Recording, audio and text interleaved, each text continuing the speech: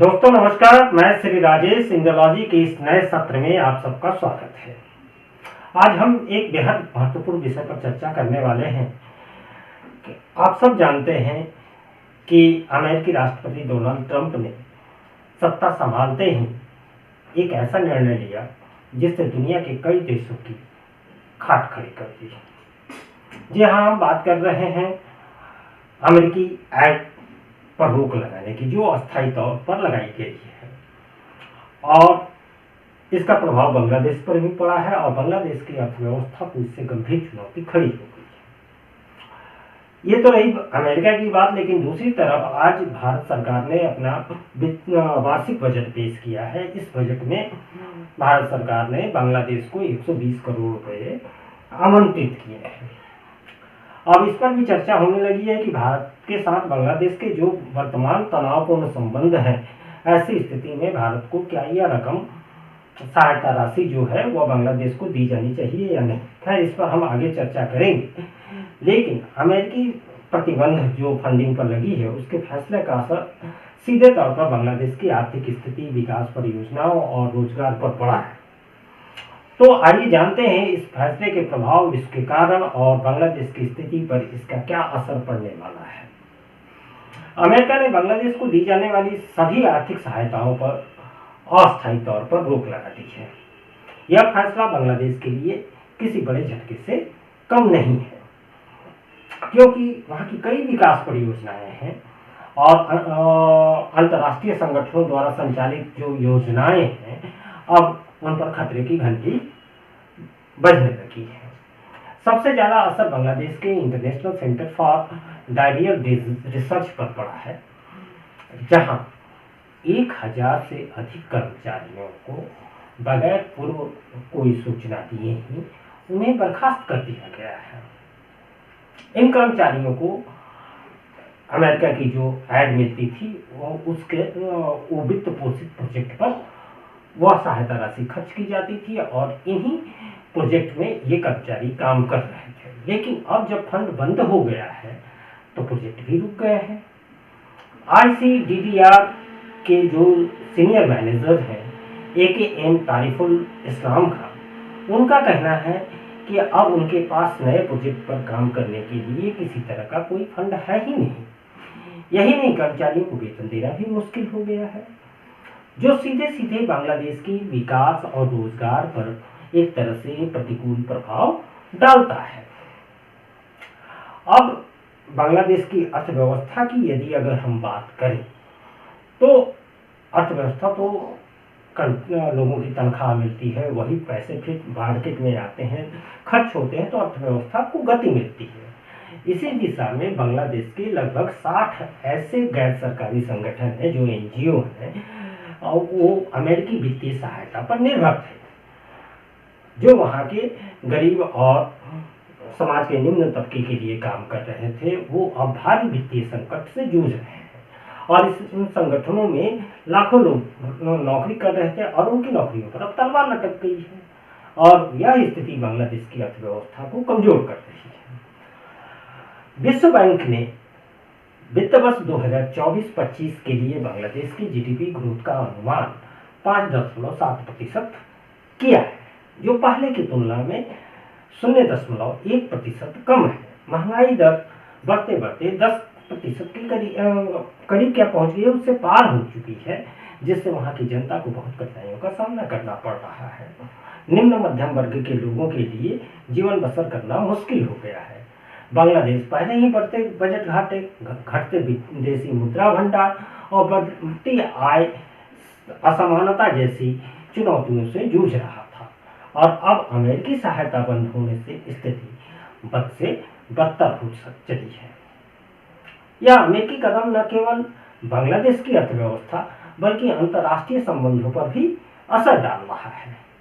बांग्लादेश ने लंबे समय से अमेरिका के साथ आर्थिक, इंटेलिजेंस, सैन्य सहयोग का आदान प्रदान करता रहा है, लेकिन अब जब अमेरिका ने सहायता रोक दी है तो यह बांग्लादेश और अमेरिका के बीच के संबंधों में एक तरफ तनाव को और गहरा कर सकता है। वैसी स्थिति में जब मोहम्मद यूनुस को ये माना जाता है कि वह ट्रंप के विरोधी खेमे अर्थात बराक ओबामा या हिलरी क्लिंटन के गुट के व्यक्ति हैं, ऐसे में संबंधों में खटास आपको जरूरत से ज़्यादा देखने को मिल सकता है।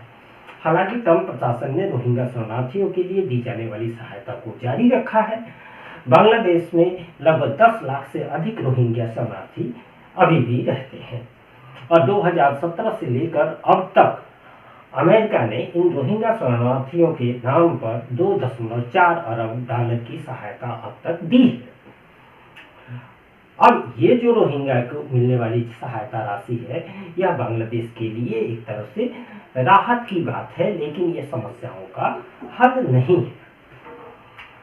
अगर हम भारत की बात करें तो भारत ने 2025-26 का वार्षिक बजट आज पेश कर दिया है, जिसमें अन्य देशों को दी जाने वाली सहायता राशि भी शामिल है। भारत और बांग्लादेश के बीच वर्तमान में संबंध जो है वह तनावपूर्ण है।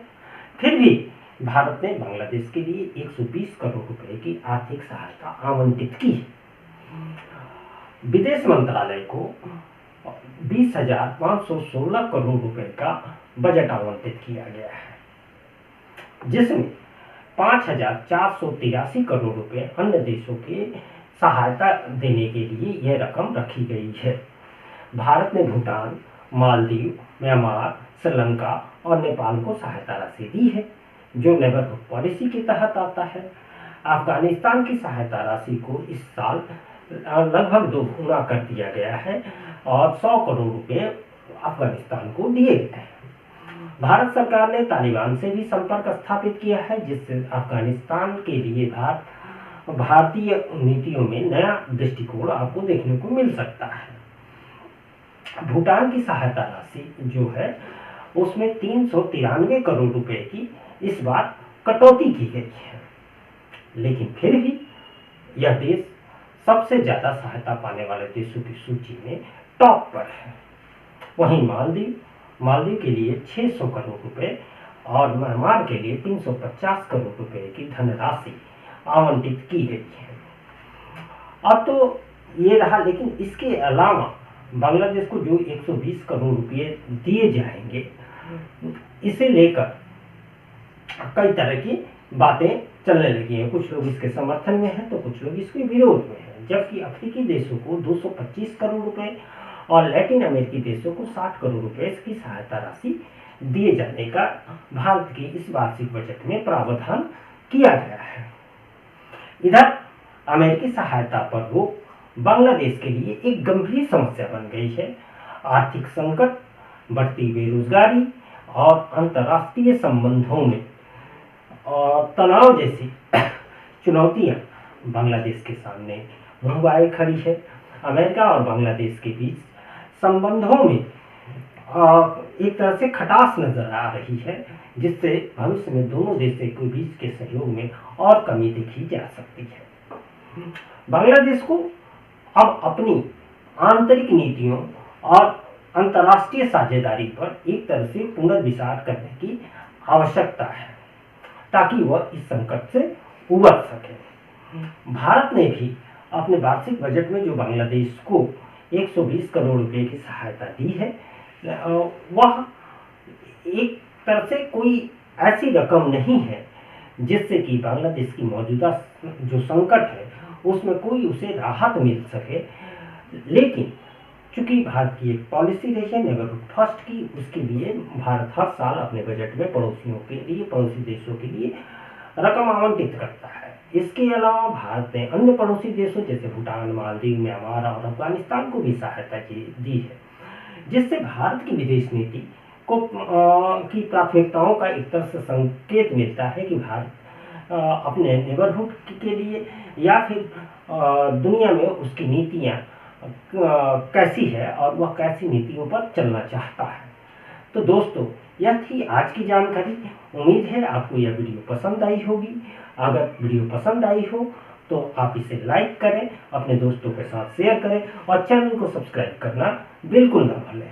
हमें कमेंट में यह जरूर बताएं किस विषय पर आप क्या सोचते हैं और क्या भारत द्वारा बांग्लादेश को दिए गए सहायता के इस निर्णय से आप सहमत हैं या नहीं।